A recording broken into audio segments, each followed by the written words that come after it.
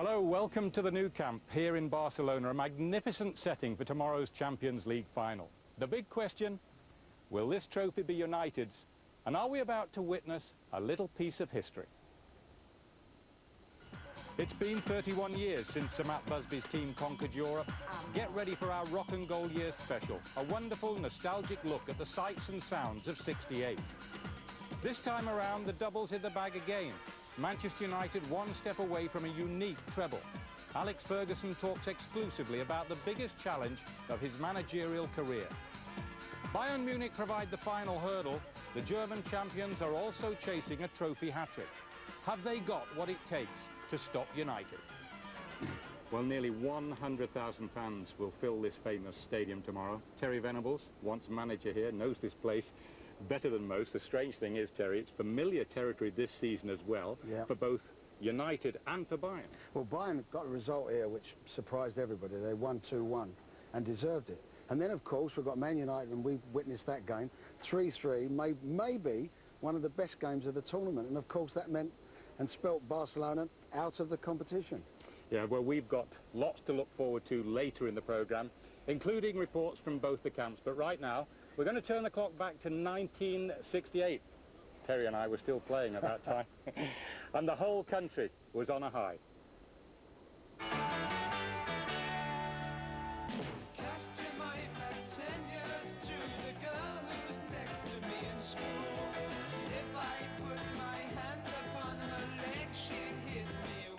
The 1968, height of the swinging 60s. We'd never had it so good or so often.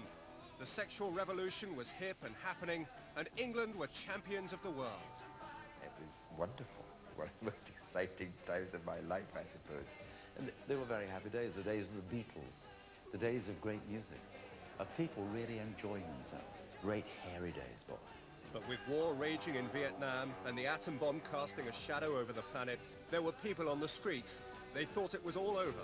The world was faced with being obliterated. The politicians were telling us, you're all going to die.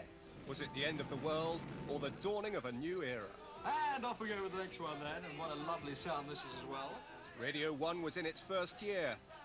Till Death Us Do Part was the nation's favourite sitcom, while Coronation Street and Crossroads were the only TV soaps. Well, there's none of us getting any younger. 68 was my best time.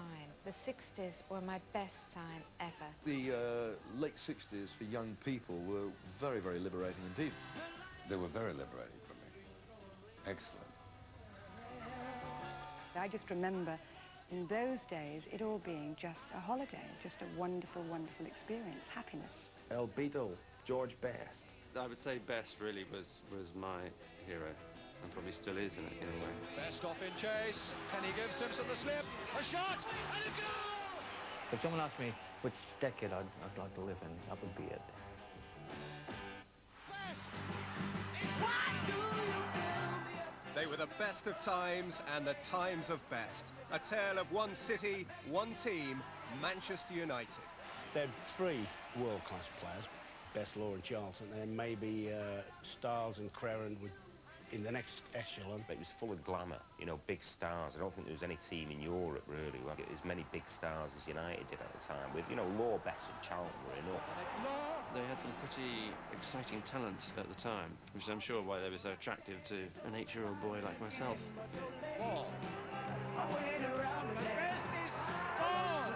But I think that's to overlook the contribution of the other unsung heroes, players like John Aston and David Sadler, Paddy Crerand. Nobby Stiles was a magnificent player, absolutely magnificent. Tony Dunn was brilliant. Shea Brennan, tremendous. I mean, I could go through every player on the team. And Alex Stepney was a tremendous goalkeeper, and Alex was as safe as the Bank of England. Stepney having to come with Torres. So I remember everything that Manchester United were doing, and Manchester United was the team that I supported. My father played for United in the 50s, and I went to school at Stretford Grammar School, which is opposite the ground, and I played from Stretford Boys, Manchester Boys, so I'm a real fan of this. Missed again. What a player this boy is, he's got another!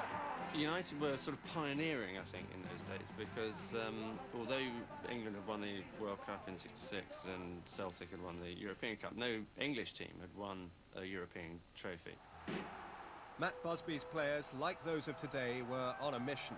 10 years before, his babes had started the search for European football's ultimate prize. His original dreams, though, had perished, along with 8 brilliant players on a runway in Munich. By '68, Busby had built a new team and taken it back into Europe with a style that suggested United could go all the way. March, the quarter-finals, United took a 2-0 lead east for a distinctly unappealing tie with Polish side Górnik Zabrze. My wife used to think you're going abroad to Europe, it's great, but it wasn't. It was like going to the moon. I mean, going to a communist country was unheard of. You can't speak the language, you can't watch television, you can't read the newspapers. You're totally bored for 3 days. You can't go out anywhere. And especially me, because my hair was down to here. So I was like a weirdo from... I mean, people would be coming up in the street and touching me like I was something wrong with me and pulling my hair, and it was a bit frightening. So eventually I played the game anyway, and the game was awful. You just couldn't play on the pitch. There was about 6 inches of snow on the ground, and I think they scored the last minute of the game to win 1-0, and we get through 2-1, but the conditions were horrendous. Lazy Sunday afternoon, I've got no mind to worry. I close my eyes and drift away. The players might have thought that Poland was grey and drab then, but in Britain, colour was the name of the game. In the 60s, there was an explosion of colour. And it brought colour back into life. People realised the world was a colourful place. It was full of colourful characters. It was wonderful, and big hats with flower-powered ribbons around them. Colour, vibrant, exotic, funky. Loved it. I just loved the fashion of that era. What gear the cats are wearing is one story. Where they wear it is another. The 60s was the time when the word teenager was really invented. With the fashion, I mean, we had Carnaby Street, which was good fun. I mean, even if you didn't want to take part in it, you just had to go down there and have a good laugh. I remember in the 60s, miniskirts, well, coming in for the first time and giving us an enormous amount of pleasure. I had good legs, so my skirts were very short. I've always been fond of the miniskirt. Legs, everywhere you look. Legs, and boots and hot pants. Oh, I loved hot pants. I never cared that my hot pants were literally cut up to the, you know, wherever, which you can't see, I'm glad to say. Or my skirts only just covered the naughty bits. You'd have a quick look and say, ooh, nice pair of legs, a lovely bum, and think nothing of it. I was a typical teenager in the 60s. You know, I had long hair, I loved music, I liked fast cars, I liked beautiful women. It was just a special time. And I just think the 60s was all love and peace and flower power. Wherever you went in the 60s, you couldn't escape Manchester, and Manchester couldn't escape the 60s. Long before Spider, the hippies had exploded onto our favourite street. It's demon worship. It was a bit of an outrage at the time, and the hippies squatted at the Tanners. Now, what gives with the discs? And he said, there's a record player in the front room. And I say... Got any Rabbi Shanker? No, got some Donald Peters. Wow.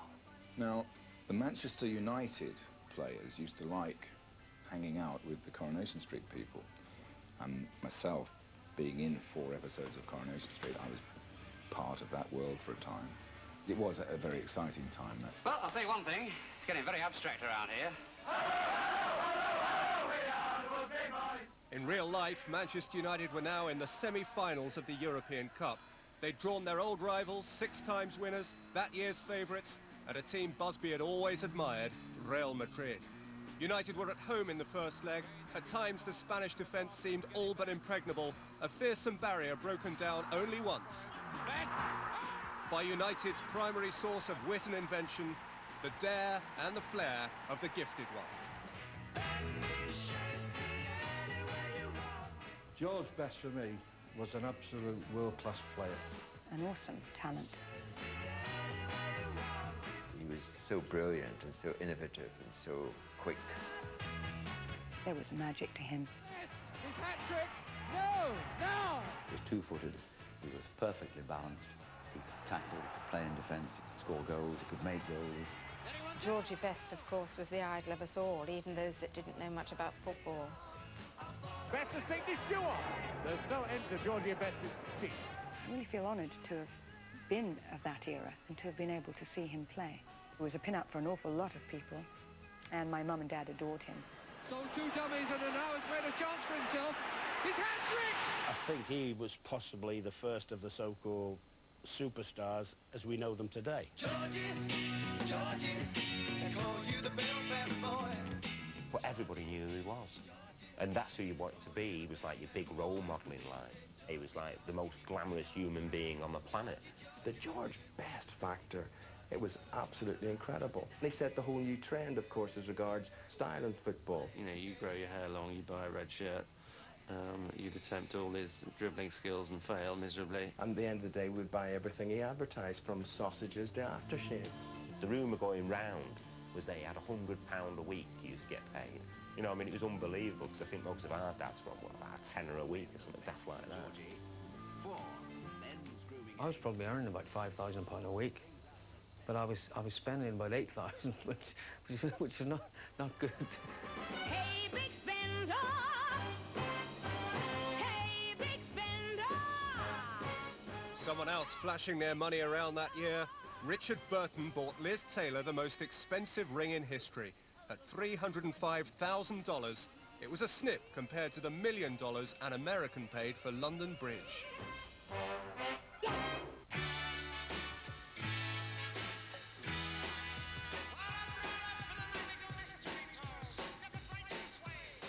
May, semi-final, second leg, the return match with Real in Spain, another date with destiny, a massive game in the club's history, and a chance for the fans to swap Stretford for sangria.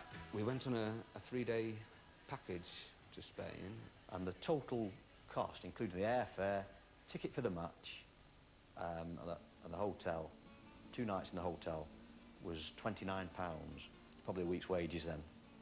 I'd just bought a cine camera to try it out. I took it with me to Madrid. The day before the game, we went into the ground. And we went onto the pitch and we kicked the ball about for a couple of minutes till someone hoofed us out. And I took some footage of them getting onto the team coach when they were going for training. All the players were very approachable. They'd come out and have the photographs taken with you and chat to you about the game. The sun was shining, but it was no time to relax. With only a 1-goal home lead, some of the stars were looking to heaven. We went to church, yeah. We all went to church. While they were all going off praying and hoping, I just stayed in the hotel and had a couple of drinks. In Catholic churches, there's always a poor box. I'm sure there is in everybody's church. You always want to put a few quid in to help the poor and all that sort of thing. And nobody was kidding on about it being bribery. Try to get the guy up there on our side.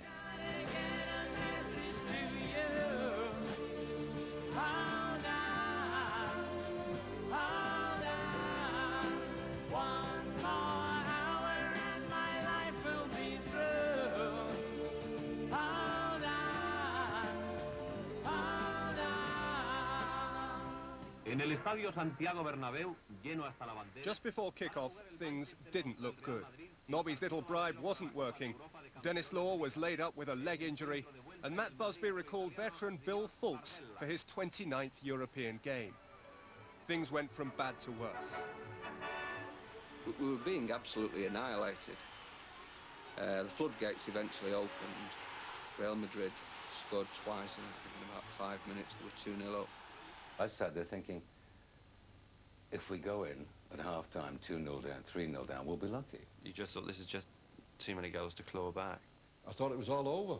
I